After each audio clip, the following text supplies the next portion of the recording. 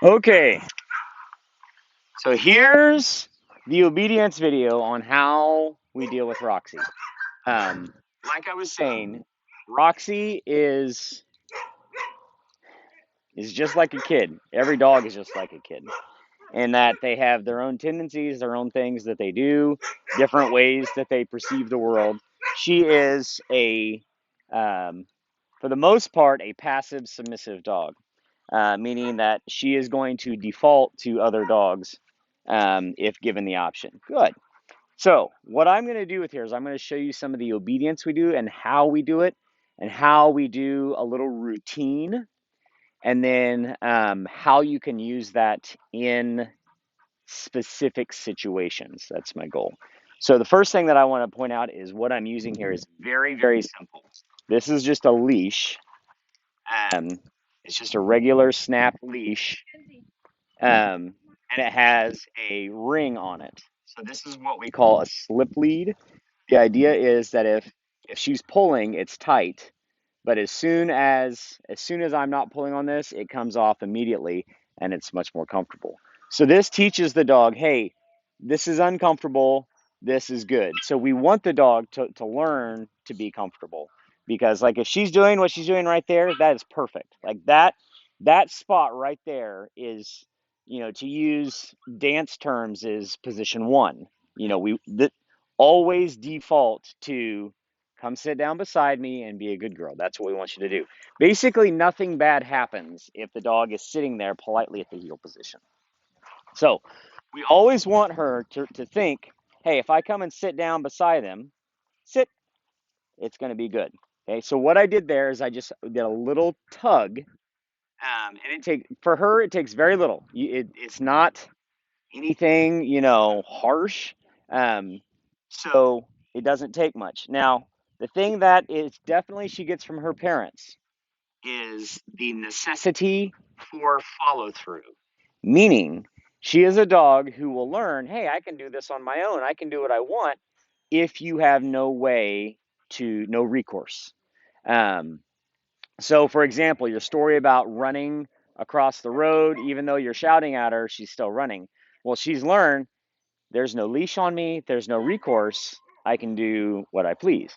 So, in that situation, we have to have a way to be able to make her stop, because she learns quickly, hey, I can get away with this. This is fun. Whee! Okay, so the way that we fix that is it starts by using just the leash and using the leash pressure to tell her, hey, I need you to sit. Good. And we give her love. The nice thing about having a submissive, pleasing dog like Roxy is that she is very happy to work for praise. If you tell her, good girl, good, like give her love, she eats that up. Like that's her thing. Okay. So what we want to do is we're going to walk at the heel position, meaning when I'm walking with her, I want her nose in front of me and I want her tail behind me. I'm gonna let her move within that position, but nose in front, tail behind, and I want her about a foot beside me. And this leash, I want it to stay loose. Okay, so if she gets out of that position, I'm going to tug to get her back into position, and then I'm going to release. Come on, good. So here's how that looks. Sit. Good girl. Good. Notice how she looks at me when I say good girl. That's her saying, oh, yes. Oh, scratch my ears. Scratch. Oh, sorry. Too hard. Okay. Okay. So every time she starts to get ahead, I'm just giving little tiny tugs. Notice how the leash comes back loose every time. I turn. Good. There you go.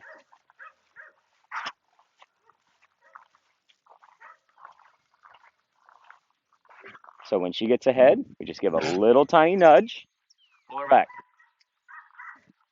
So we want the leash as loose as possible, as much as possible. Now, I should also clarify that I am walking with her on my left side. I don't know if you've done it on the left side. I figured it was because she's kind of like, yeah, I'm supposed to be over here. Most people do. Good, good. So practicing heel like that, that's bread and butter. We keep doing that all the time. Okay, so once we got heel going, we're going to do the here command. Do you use the word here or come? Okay. Roxy, come. Heel, sit. Good dog. So notice I was backpedaling and giving her a tug with the leash to say come. So again, she's feeling stimulus from the collar and come to me. All right. And so that little three-step thing where you're walking at heel, Roxy, come.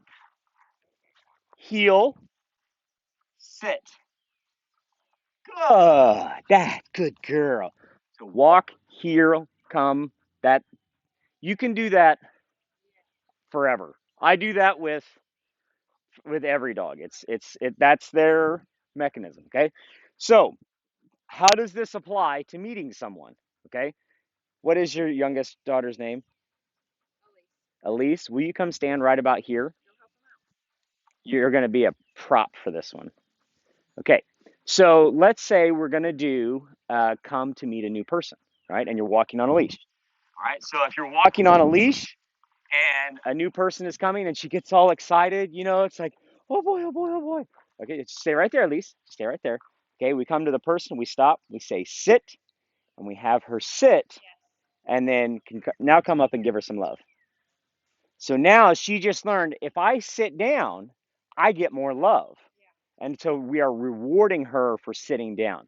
So with a dog like Roxy, we need to make sure we tell her not only what not to do, but what to do.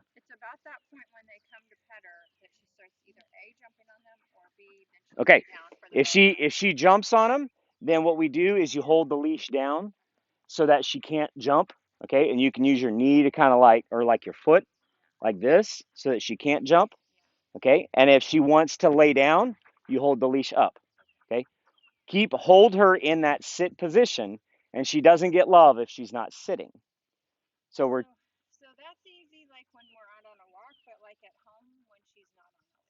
right. Okay, so if somebody new comes to the house, you mean?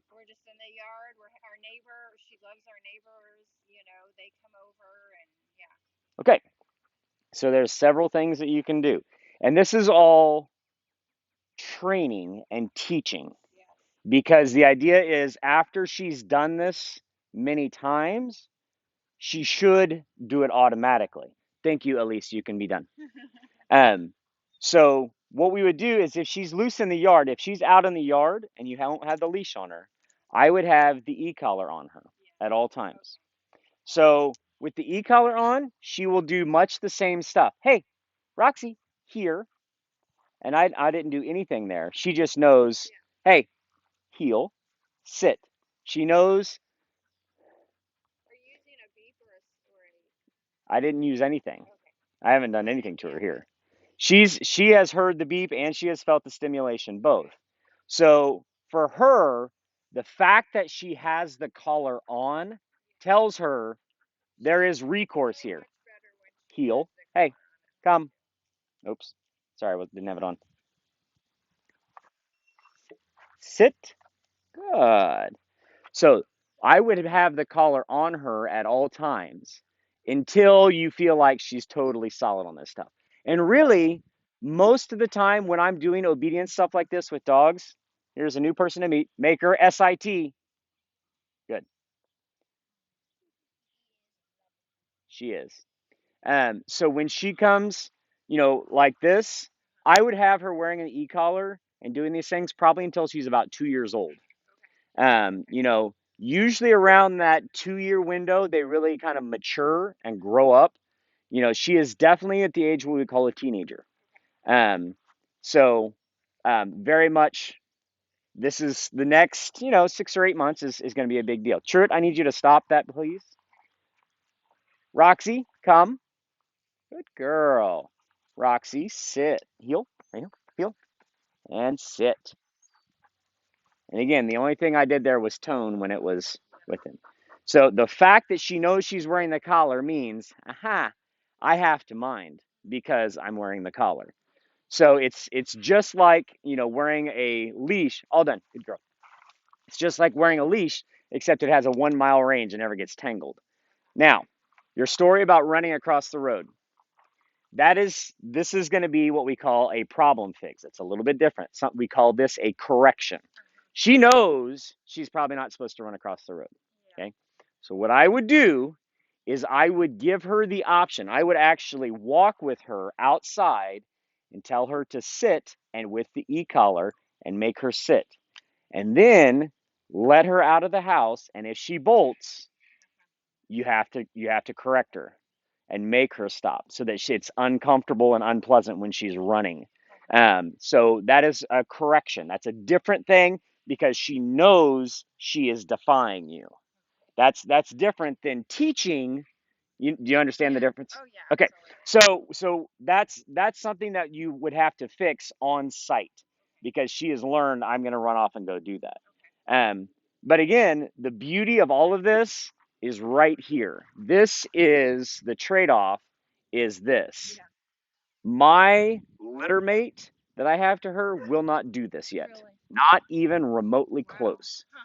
She would be jumping and being a maniac. She will not just come lay down with you. Okay, so it's trade-offs of fire and Okay. That not. makes me feel better when you say that. It's No, like, no, like my little mate can't even be in the house full time yet. okay. She's still Yeah. a little too spicy. Yes. So, I shot a video for Eric about hunting dead birds, and I'll send him that as Okay, well. good. Um, and it's a pretty simple process that I showed him how to do it. And she did very well with it. She was having a lot of fun. She really liked it. And again, virtually everything that I've done with her has been what we would call positive reinforcement, positive things. I have not given her any correction. I have not made her do something she didn't want to do. I've only been encouraging. Yeah. So like I said, I've been good cop. Yeah. And usually, so if I have a dog to train and they're here with me, they're here for about 3 to 4 months usually. So if a dog is with me for a short window of time, I can only be positive. I can't give a correction because it's not enough time for them to come Right. back and relearn. Okay, I did that wrong. I need to not do it that way again. Yeah. Um, so when she's back at home, you can correct and be like, no, don't do that. And um, there's a million other little corrections you can do. Like if she gets into something in the house, or if she's being crazy and someone is in the house and greeting her, put her in the crate. You can always control her that way. But really between now and 24 months, this fall, this winter, she's going to continue to mature physically as well as mentally. And you'll see all of this stuff. You'll see her grow up. You think about a 14, 15-year-old kid becoming an 18, 19-year-old kid. There's a lot of stuff that happens in there. Um, it goes on. So, is she been spayed? I forgot to Yes. ask. Okay, so that simplifies some other problems. But she will mature in the next 7 or 8 months. She'll grow up more. Okay. But the Um. good news is she is going to be, hey, Roxy, still going to always be the world's greatest family dog. Yeah. This right here of being everybody's buddy, that's always going to be the case. And we don't ever want to take that out of her. I mean, you know, that's the job. That's our job 365. Yes, Right. it is. It's Joey, your job. Yes. So then, when she's hunting and she's distracted by other dogs, nothing that we can directly do about that. So if other dogs are causing a problem, the first thing that I would do is not hunt her with other dogs. I would not allow that to continue to be a Okay. problem. I would hunt her by herself. Okay. And I say that for the short term. Yeah. So if she is intimidated by other dogs, then hunt her with, by herself or one other dog at a time. Um, and help her build confidence. Okay. So Okay. as she learns, hey, I'm good at this. I know what I'm doing. You don't need to boss me around. She will get better and better at it. And be more and more confident in the job that she's doing. Because the hunting job that she's doing, she's still not totally confident in what's going on there. So Right. it's very overwhelming Yes. for a a year-old dog to be like, I don't know what I'm doing, and these other dogs are yelling at me. Yeah. It's very common for a young dog to be Okay. overwhelmed by that. So we want to tackle one thing at a time. Okay. That Get makes sense. good at doing your hunting job, get good at doing your socializing job, and then they'll come together. Okay. Some of the other things you can do to help with socializing with other dogs is to take her to places there are other dogs, Now but sounds that's like a tricky. good So like, scratch it, Daddy. Oh, oh, there it is, there it is, there it is. That's just like Daddy, huh? That was like Daddy's one. Isn't spot. it with him? Oh yeah.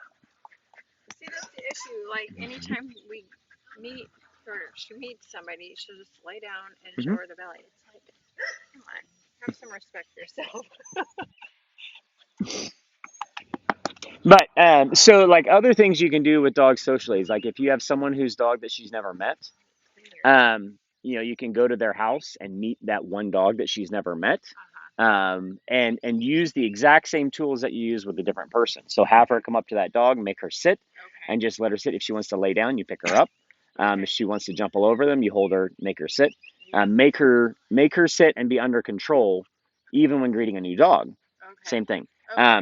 Some people have also, I have other people who've used like doggy daycare. If you take the dog to a doggy daycare, That's that's a a good good option idea. for Yeah. for another one is get another dog yourself. That's another thing to do, but I don't that's think we can control that's a that. lot to handle. So there's a lot of ways that you can help her develop. Um, I'm going to call it social grit. Um, there's plenty of ways to do it, but really, until she's still got some growing up to do.